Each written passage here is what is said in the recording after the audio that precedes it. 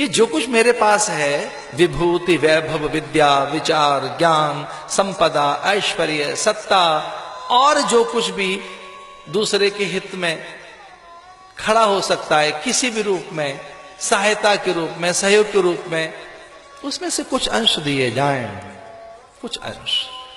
वेद ने सुंदर सी बात कही, देवा भागम यथा पूर्वे संजन उपासते।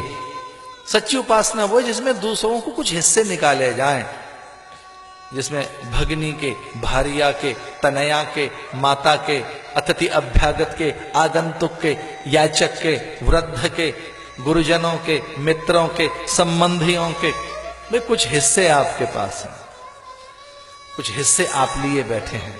पुत्री के, पत्नी के, पिता के, पति के, मित्र के, संबंधियों के, धरती अंबर के भी कुछ हिस्से। चुल्लू भर जल देने का अर्थ यही है, अर्घ देने का अर्थ कि तेरा हिस्सा हम तुझे सौंप रहे हैं। वो भट्टी की तरह से तपता हुआ सूरज को शांत नहीं हो जाएगा आपके अंजुरी भर जल से, फिर कुछ हिस्से निकालने की वो प्रवृत्ति है। इसे तर्पण के बाद अर्पण, कि कुछ अर्पण कर रहे हैं कि नहीं हम दूसरों को।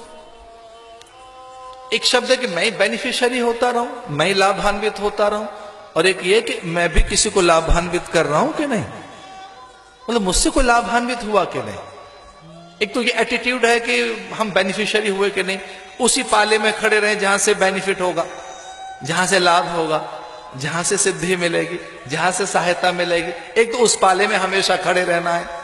एक पाला यह भी है कि जरा हम भी किसी को लाभान्वित करें, उचित अवसर दें, सहायता दें, सहयोग दें, आगे बढ़ाएं, प्रमोट करें, थोड़ा सा उसके आसपास में अनुकूलताएं बो दें, कुछ ऐसी स्थितियां पैदा कर दें कि ये आगे बढ़ें, कि उनके पंख कतर दें, पैर कतर दें, पर कतर दें, कि तो कतरा ऐसे समंदर नहीं बनने देंगे, बूंद है बस बूंद ही बनी रहे, ये धार नहीं हो सकती।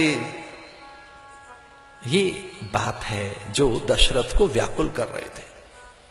राम उस समय धरती पर आए जब खलबल था, खलबली था, जब दुष्ट का बल था, आक्रांताओं का बल था, तब जब बहुत चौर कर्म हो रहा था, चौर कर्म, दूत क्रीड़ा, जुआ, अलग अलग अलग अलग ढंग से हो रहा था। माने मात पिता नी देवा, साधुन सन करवामी सेवा, जिनके ये आचरण भवानी, ते जानो निश्चर सम प्राणी। ऐसे में जैसे मुझे धरा त्रस्त थी,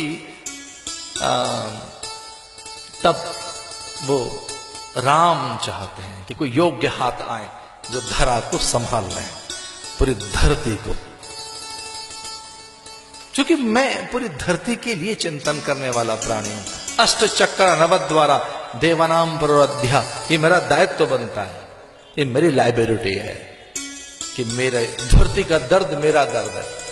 एक अलग तरीके का चिंतन आपको दे रहा हूं, मेरे गली मोहल्ले का दर्द मेरा है कि नहीं, मेरे गांव का दर्द, मेरे प्रदेश का दर्द, मेरे राष्ट्र का दर्द, इस पूरी धरती का दर्द अगर मेरा दर्द है, तो सच मानिए आपके आसपास कुछ महानताएं अपने आप चली आएंगे।